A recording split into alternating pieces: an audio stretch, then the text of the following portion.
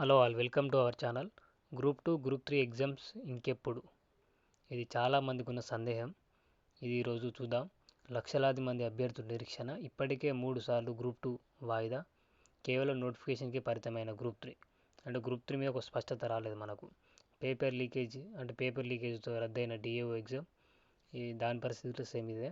అంటే మనకు క్లారిటీ లేదు. పోస్టులు ఎన్ని ఉన్నాయని చెప్తారు కానీ ఎప్పుడు వేస్తాం ఎగ్జామ్స్, దాని మీద ఒక క్లారిటీ లేదు. కాబట్టి చూద్దాం ఇప్పుడు. అంతే, గతం ప్రభుత్వంలో జరిగినప్పుడు ఏంటంటే 2 టైమ్స్ 3 టైమ్స్ గ్రూప్ 2 పోస్ట్పోన్ అయింది కొన్ని అనివార్య కారణాల వల్ల.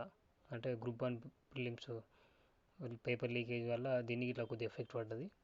ఆ తర్వాత ఎన్నికల నోటిఫికేషన్ వచ్చింది, అట్లా ఈ విధంగా అదే కంటిన్యూ అయింది. ఇప్పటికి దాదాపు 2 years అయిపోతుంది.